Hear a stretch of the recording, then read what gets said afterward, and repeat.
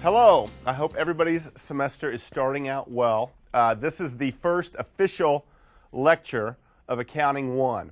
Now, everybody should have had a previous session where we talked about class policies. For you face-to-facers, we did that last time. We didn't film that.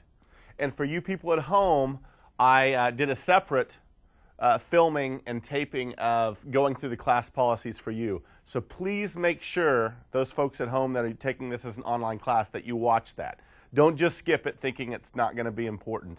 It's very important to succeed in this class. I want you to know how we're going to do things. So for the people watching at home on YouTube or on DVDs or on the cable TV channel, never skip the lectures, okay? Watch them in sequence, watch the whole thing. If you try to shortcut it, you'll do yourself harm.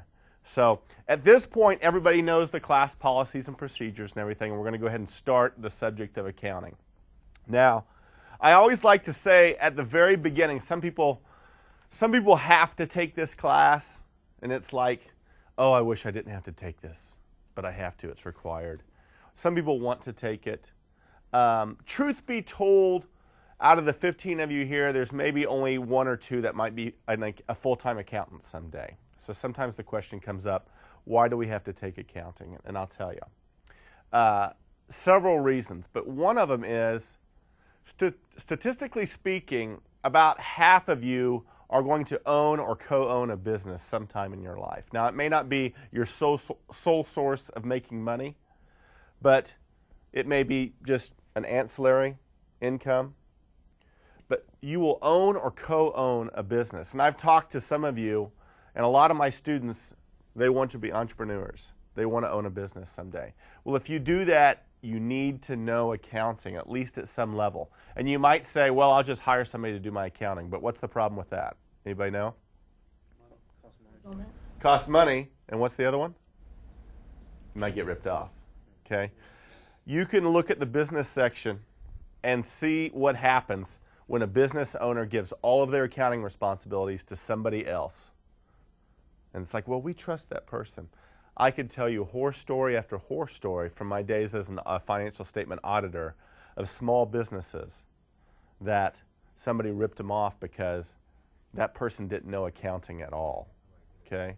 So maybe you won't do all the bookkeeping, but you at least at some level need to know accounting. Accounting is the language of business. Plus, wherever you all end up working, there's going to be a bottom line.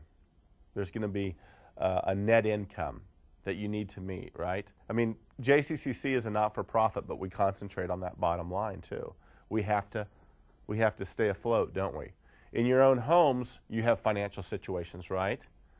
So the language of business is accounting, and it's very important to know. So I know there's a lot of reasons for being in this class, but I want you to remember that those basic concepts of business and how important it is to apply to accounting. Now, the first thing I want to do is I go over, and you should have the PowerPoint slides. For you folks here in face-to-face, I handed these out to you, okay? And for you folks at home, I have these on Angel under the Lessons tab, okay? I think it's very beneficial to have these so that you don't have to copy everything down that's on the screen, and you can just take notes to the side or however you'd like to do it, okay? So let's go ahead and go through the very first slide for Chapter 1, and that is going to be kind of the definition of accounting. Now, I spend a lot of time on this slide, so don't think that every slide we do we'll spend this much time on, but I think this is a really nice definition. And I'm not the type of teacher who is going to give you a test question that says, write out the definition of accounting. Because truth be told, you could find another textbook and it probably would be slightly different. But this one has a lot of good aspects to it, and I want to concentrate on that a little bit. It says accounting is a system that identifies, records, and communicates information that is relevant, reliable, and comparable to help users make better decisions. Okay, let's go off the PowerPoint and come back. And I want to step away from that for a second and take you to a different example that I think will help flesh out that definition. Okay? Let me write something down here that has absolutely nothing to do with accounting. And Tell me if anybody knows what I'm doing. I'll give you a clue. It has to do with sports.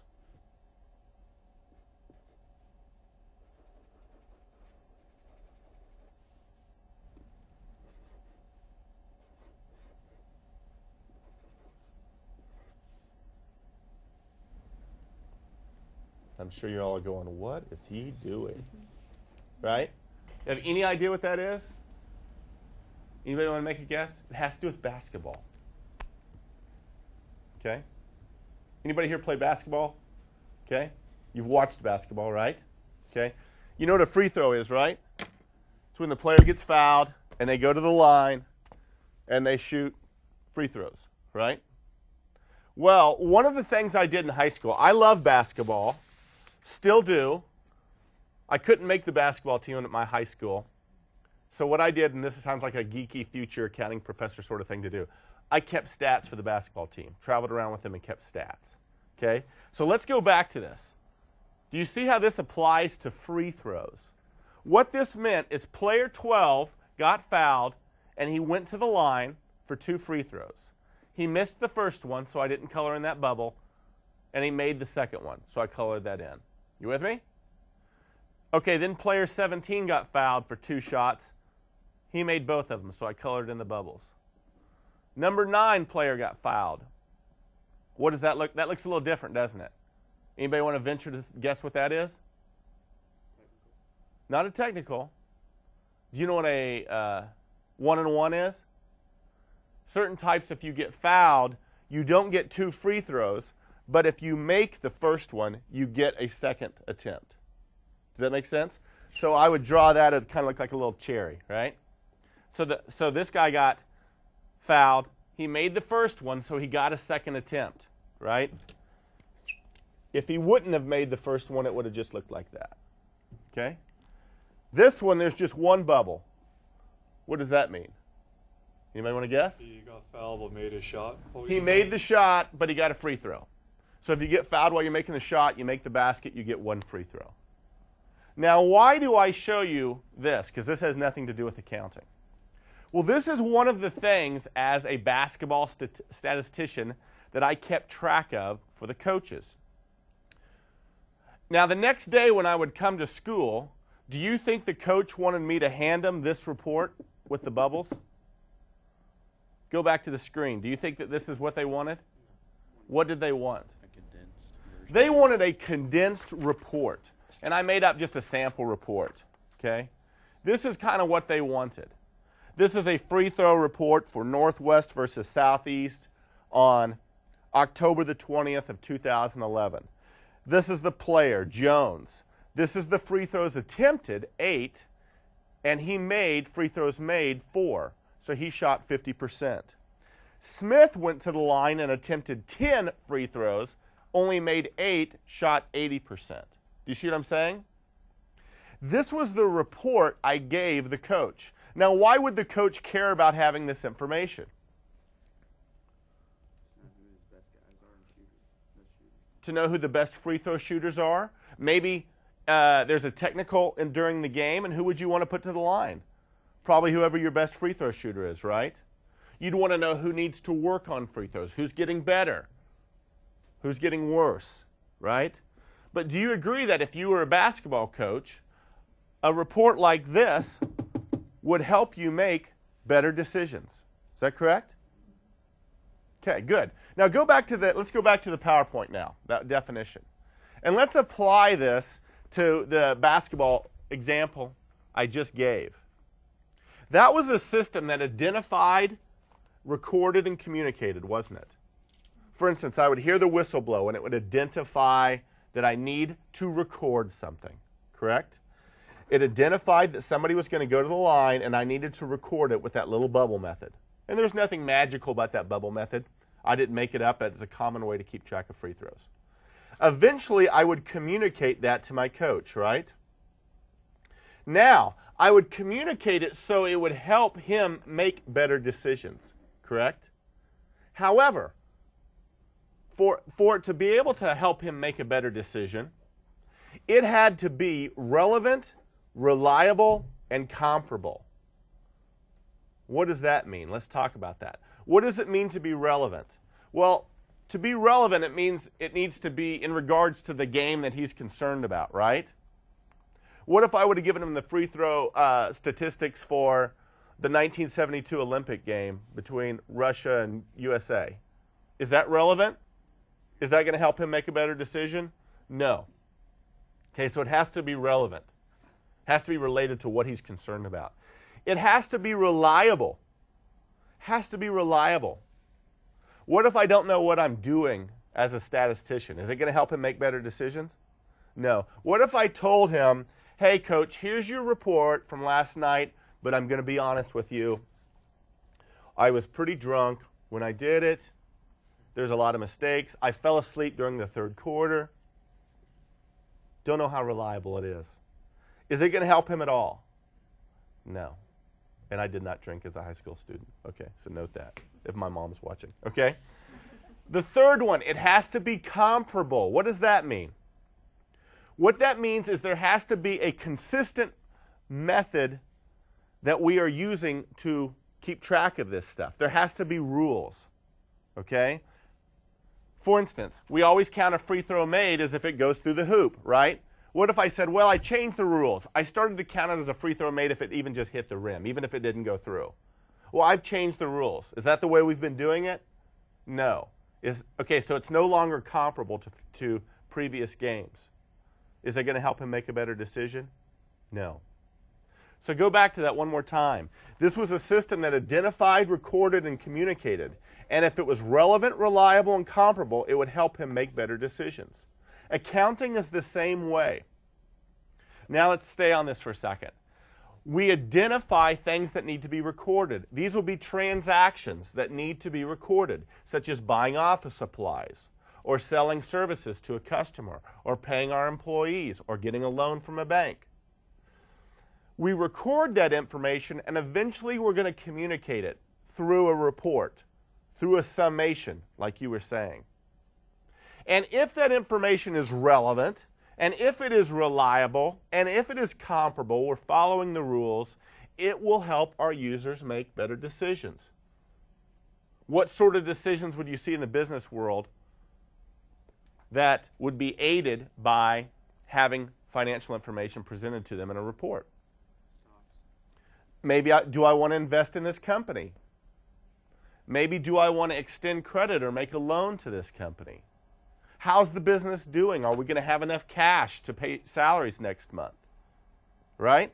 If you have a business, you want to have accurate financial information and financial reports. That's what accounting is about. Okay? So does that flesh that out a little bit for you? Okay? Let's move on a little bit. And I like to have our lectures be a mixture of me talking and then maybe taking a break and doing some exercises and then going over those. I don't like it to just be me talking, but like I always have to say, this first lecture is a lot of me just talking because we haven't really done anything yet, right? So please don't be concerned if you're going, geez, are we just going to have to listen to this guy for 50 minutes every time? No, we'll be doing stuff. That's why I want you to bring your textbooks, bring your calculators to class. There'll be a lot of times we'll take breaks, and you'll work on it for a while. But this lecture is kind of me jumping around and giving a lot of basic business concepts so we can start to build our foundation. Okay? Cool. All right, let's go on. There are two sets of users of accounting information.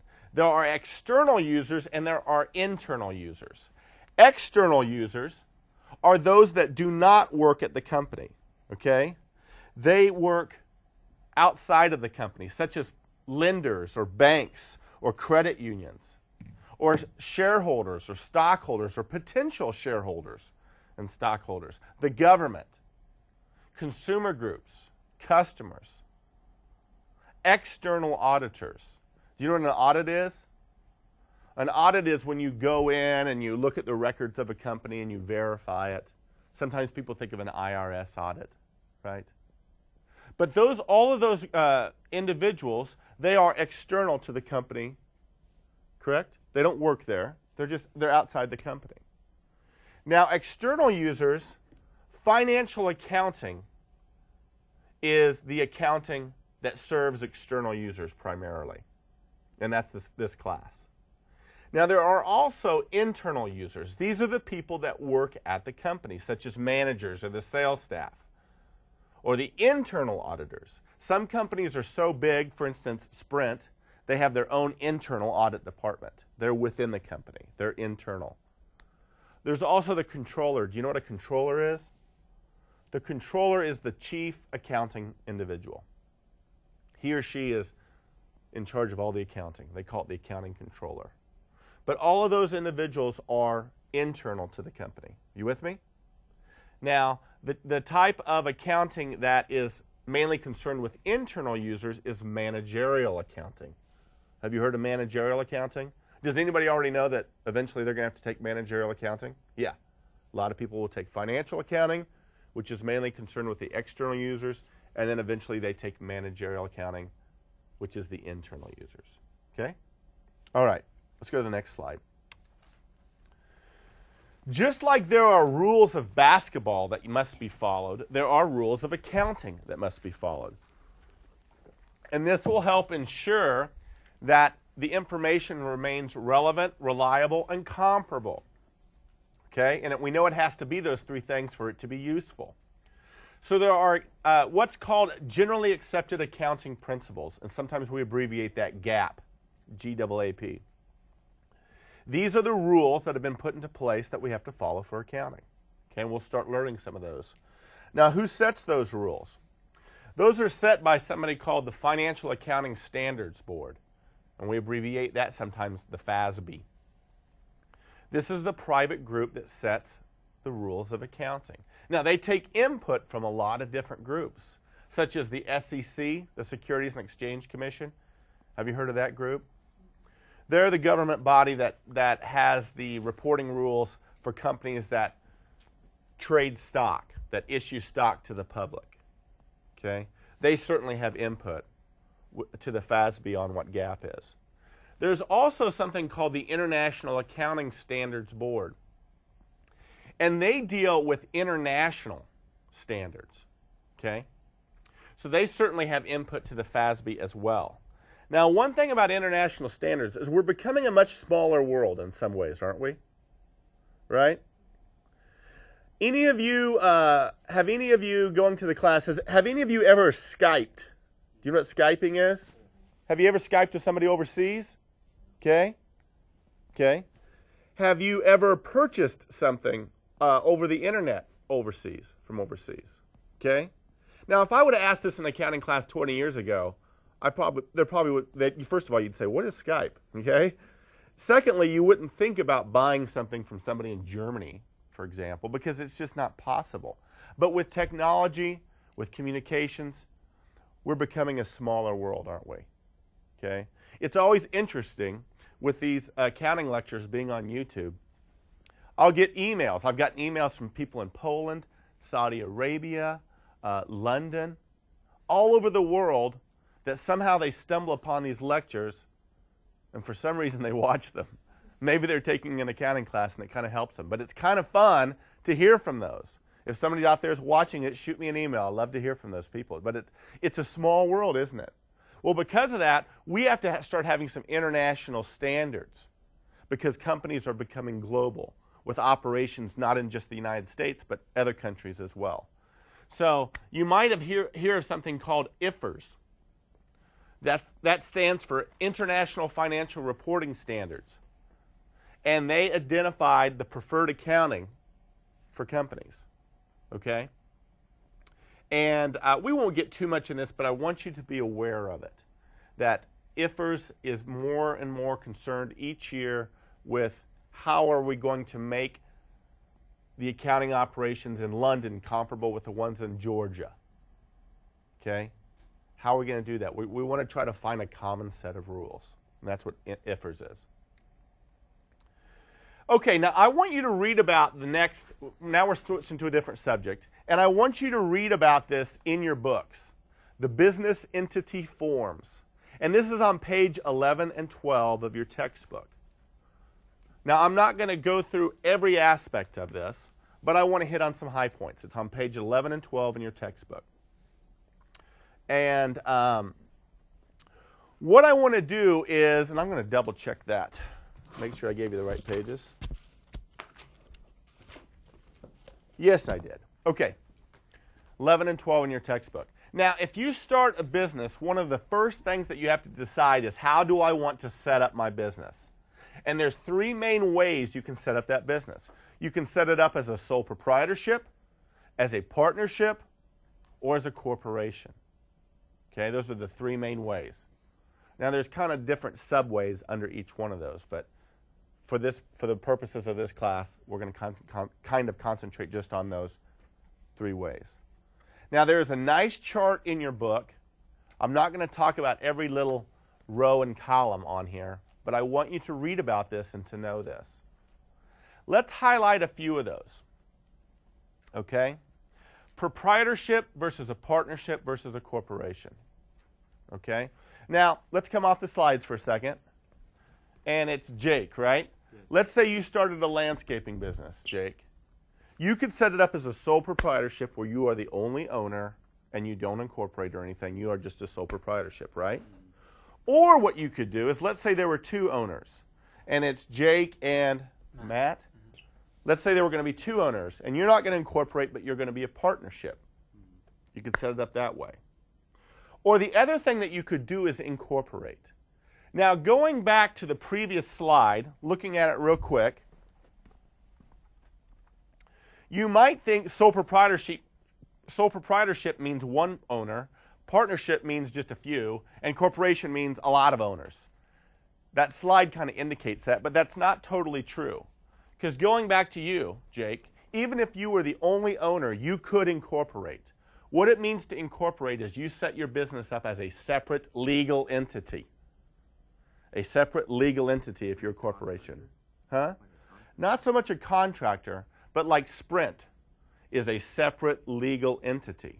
But even your landscaping business, you could be a separate legal entity and set that up completely separate from you as a human, you as a person. As a matter of fact, if you incorporate and you die, the corporation is still alive, right? Or if you're a partnership, you could incorporate. So I don't want you to think corporation always means hundreds and hundreds of owners, because there's actually a lot of corporations that are just one or two owners. A corporation means you have gone through the paperwork and fees and procedures to set it up as a separate legal entity. Does that make sense? Okay, going back to this slide. No matter how you set up your business, you are going to be a separate business entity, which means you're going to keep your business books separate from your personal books. You don't want to commingle those records. Okay? Jake, you don't want to keep track of your landscaping business in the same checkbook and records as you do your personal life. Or if you have more than one business, you want to keep those separate as far as record keeping. But only a corporation is a separate legal entity. Okay? Now, the nice thing about a corporation is a corporation has what is called limited liability. A proprietorship and a partnership have unlimited liability. Unlimited liability is a bummer. It's a bad thing. For example, let's say, Jake, that you have a landscaping business and you are set up as a sole proprietorship. And let's say that you have a lawn mowing incident and you run over somebody and they die. Tragic lawn mowing incident. Well, since you have unlimited liability as a proprietorship, they could come and sue you and take your personal assets, your home, your savings that grandma left you, all that sort of stuff. If you're a partnership, and you're not incorporated, you're a partnership, and let's say Jake has a tragic lawn mowing incident, right? Well, let's say Jake didn't have any money, but Matt's loaded. They could actually come and take your assets. You have unlimited liability. That's a bummer, isn't it? Yeah, I don't want it. Yeah, he did it, and they're taking my assets, right? Ugh. Unlimited liability is a bummer. You want to have limited liability. That's why you might incorporate. What that would mean is this, is if you incorporate and that situation happens, they can come try to take the assets of the business, but they can't take your personal assets. It's kind of a shield. Sometimes we call that a corporate shield. Does that make sense? And that's why one person might incorporate or two people might incorporate. Okay? So unlimited liability, bad thing. Limited liability, good thing. Okay? What's the processes of getting either or? The process of getting to be a corporation? No. Like limited or unlimited liability. Like, Well, do you to make be in this framework, if you want limited liability, you have to incorporate in some way, which means that there's certain policies you have to follow, paperwork you have to fill out, fees you have to pay to the government, maybe records you have to provide to the government. Sole proprietorship is easy. You really don't have to do much. Yeah. You know? You just be a sole proprietorship. Okay? Okay, unlimited life. A proprietorship, a partnership, they have a limited life. That means if you die, the business is over. But a corporation has an unlimited life. Okay? If you are an owner or a shareholder of Sprint, for example, you think about that. You own part of Sprint. If you die, is Sprint going to keep going on? Yeah. They probably won't even send you a card or flowers or anything, will they? Okay? They keep going. A corporation has an unlimited life. Is the business taxed?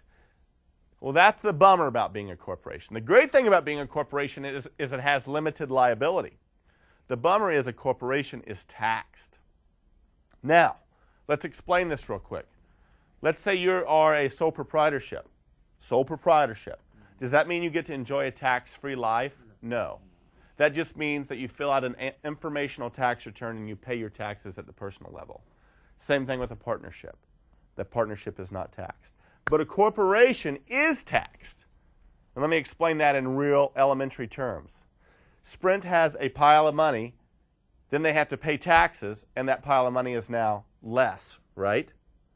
Then they pay dividends to their owners or their shareholders. Do the individual shareholders and owners have to pay taxes again on those dividends? Yes, they do. That's called double taxation. That's a bummer, isn't it? Doesn't seem fair, does it?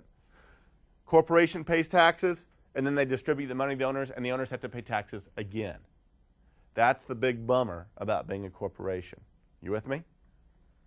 Proprietorships, do they have to pay like payroll taxes? No, Yes. they do. Yeah, that's a great comment. I'm not talking about payroll taxes or sales tax. I'm talking about income tax. Okay? Good question. Is one owner allowed? Like I said, yes, you can have a one-owner corporation.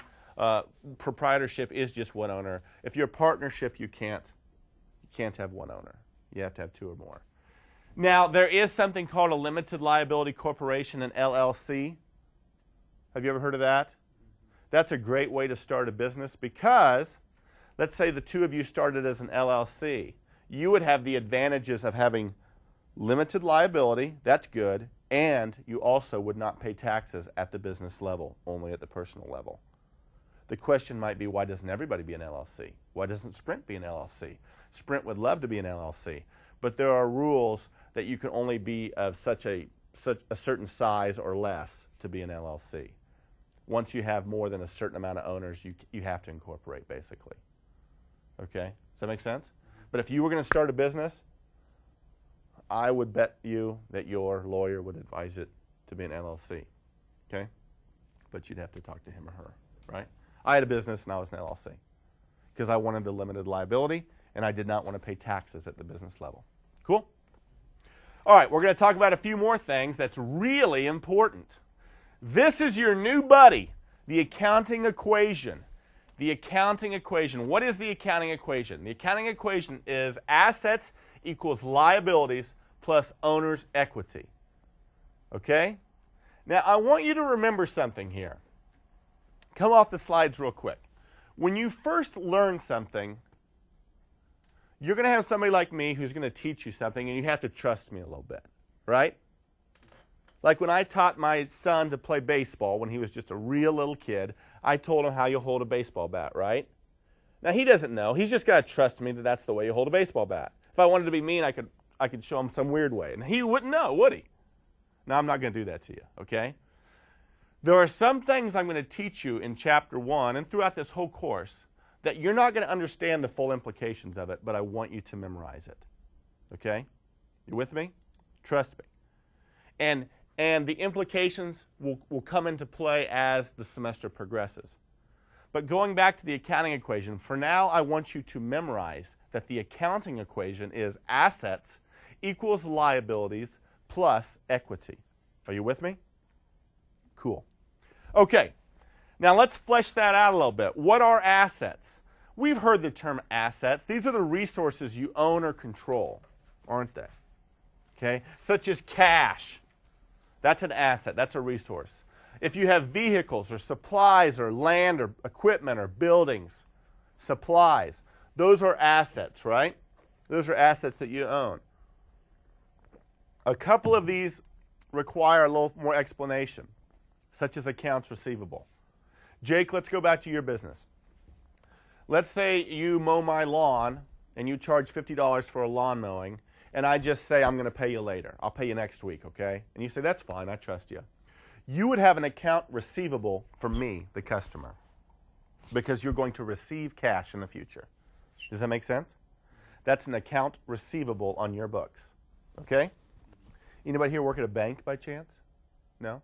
Okay. Well, I have a car loan with Bank of America. They have a note receivable from Dave Krug. A note is similar to an accounts receivable, but a note is a little bit more formal. It's usually written down, hence note receivable, and there's usually interest involved. But an accounts receivable or notes receivable is an asset.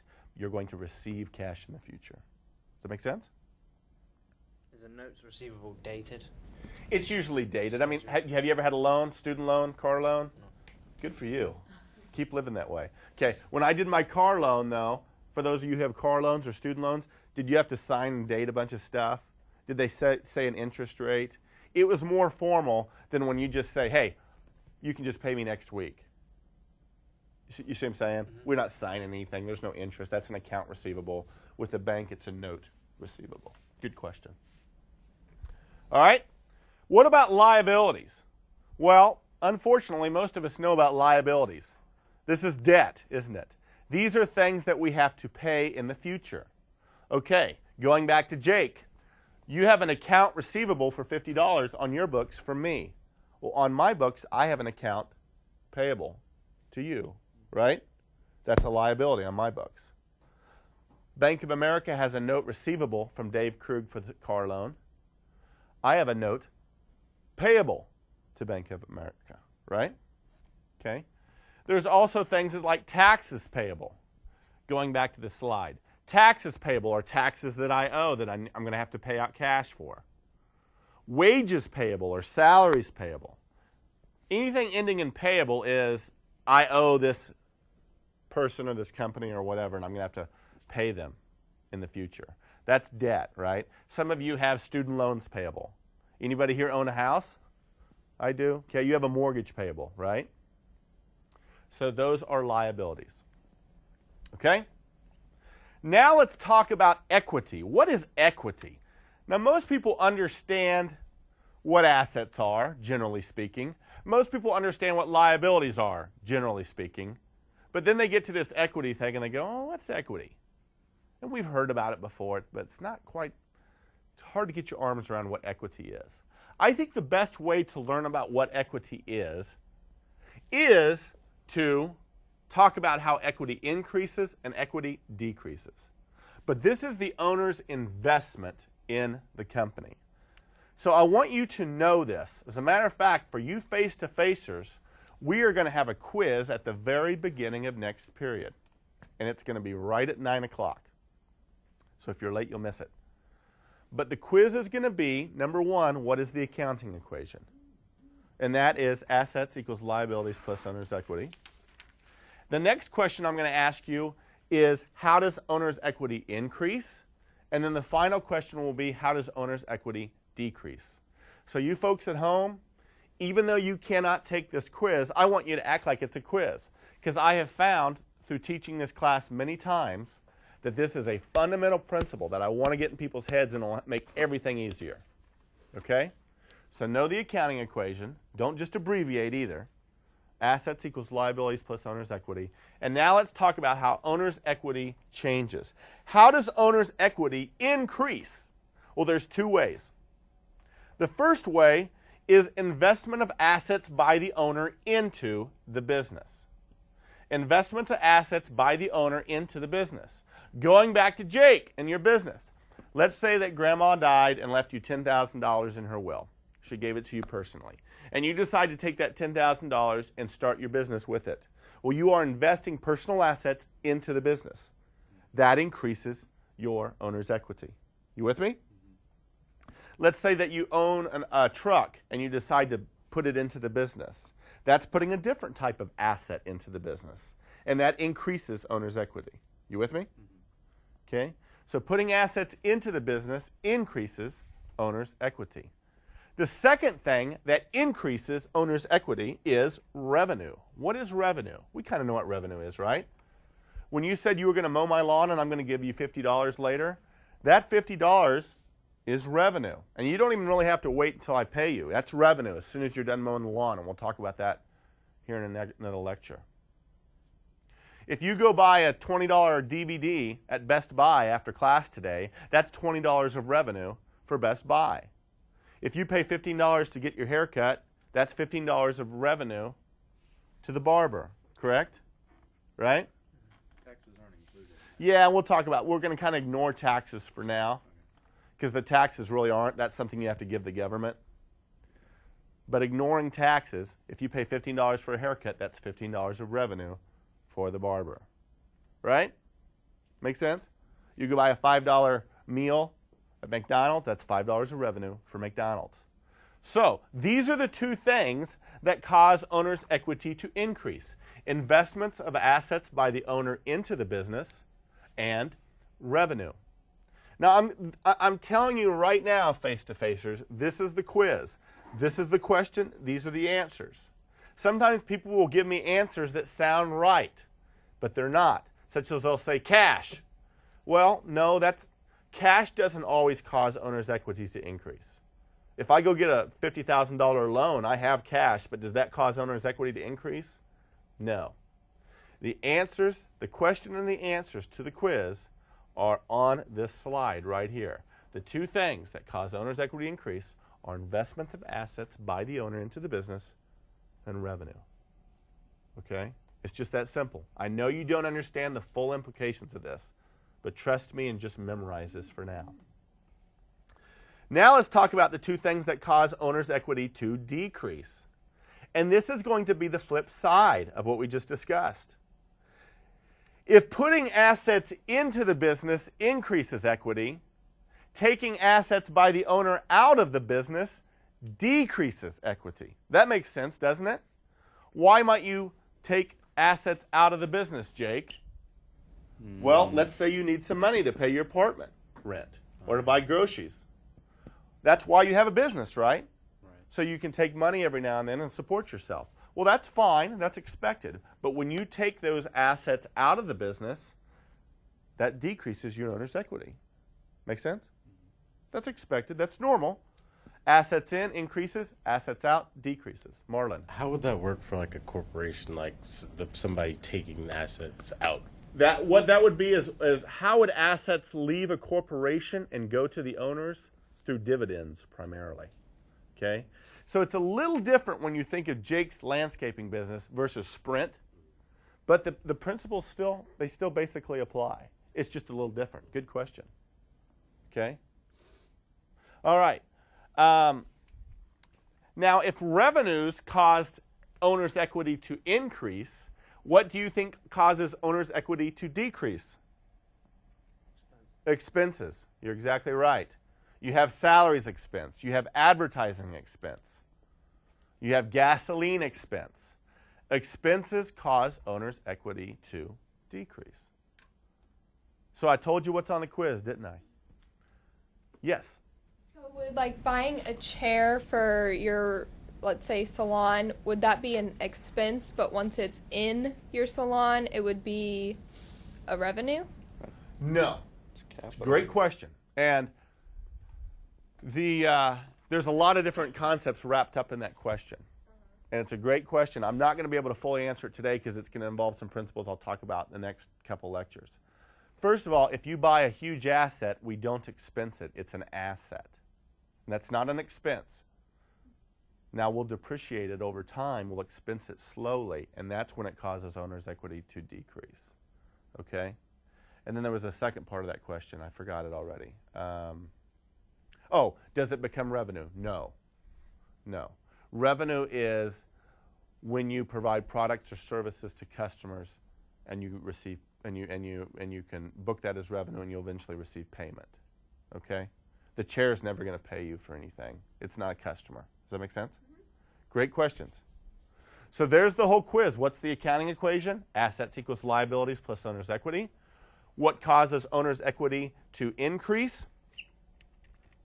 Going back to that slide, investments of assets by the owner into the business and revenue. What causes owner's equity to decrease? Withdrawals of assets by the owner out of the business and expenses. Would revenue still be a positive thing for equity if it was a non-profit company? Yes. Now, I want you, and it's a great question. You're asking about not-for-profits. And you asked about a corporation, Marlon. These are excellent questions. However, I'm not going to fully be able to answer them. Okay? It's kind of like baseball.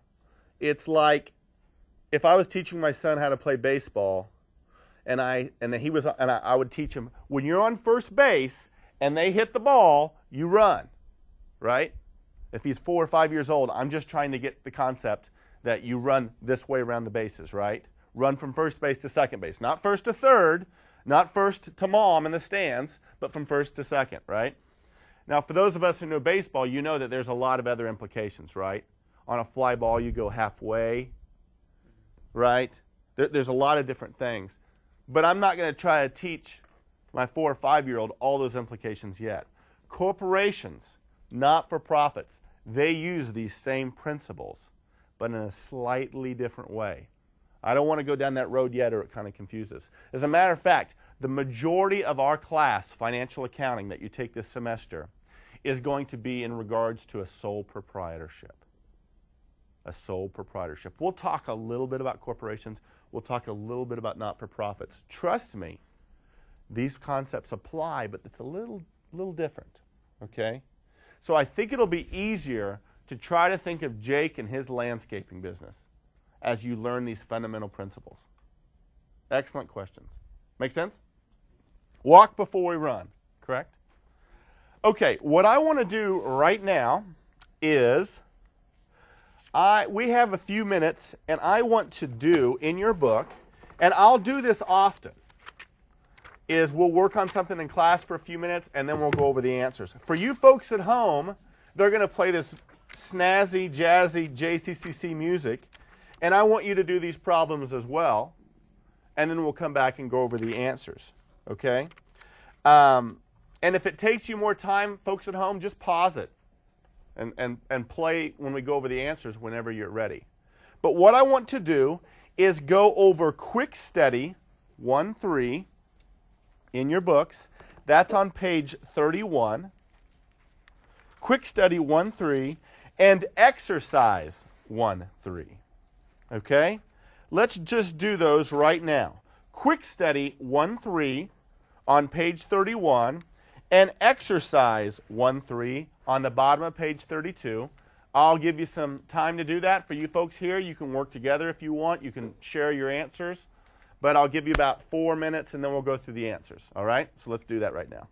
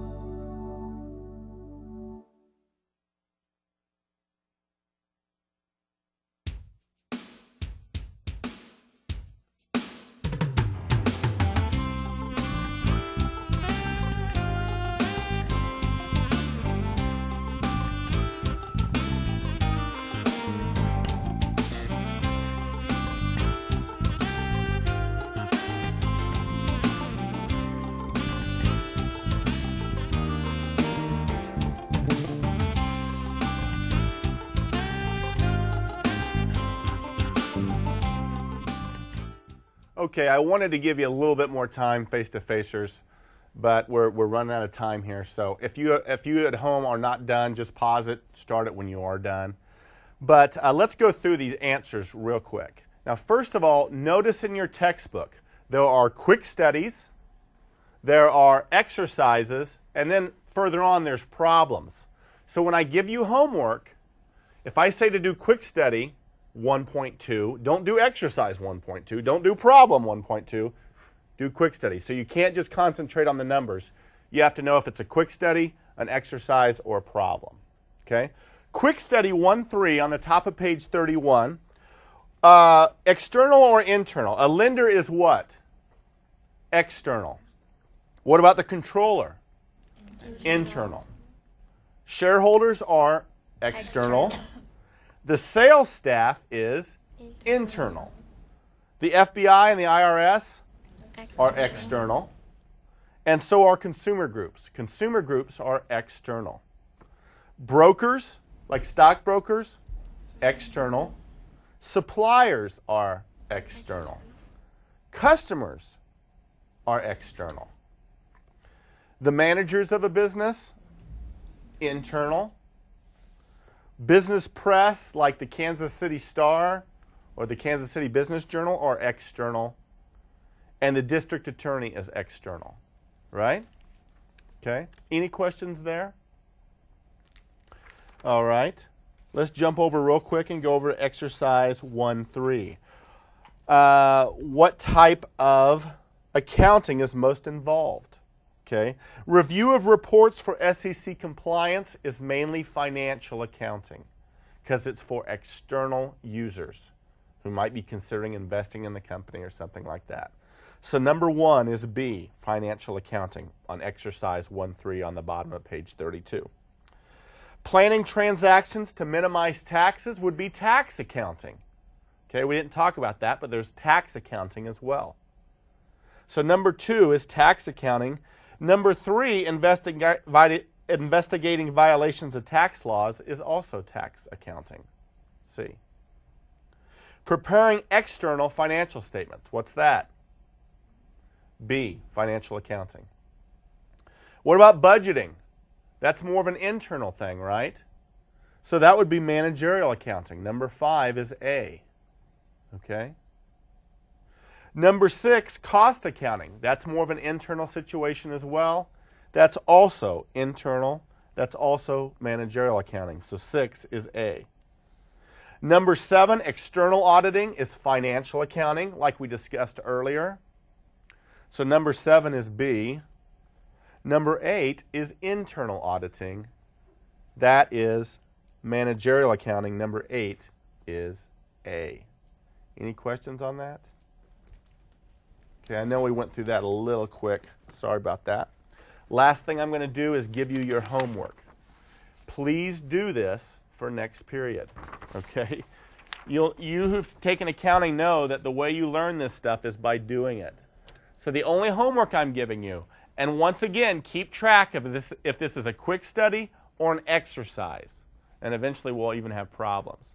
But I want you to do quick study 1.8, quick study 1.7, and exercise 1.7. I know that this was a little bit of a longer lecture, but I wanted to get some stuff in. So thanks a lot, and we will see you next time. Bye-bye.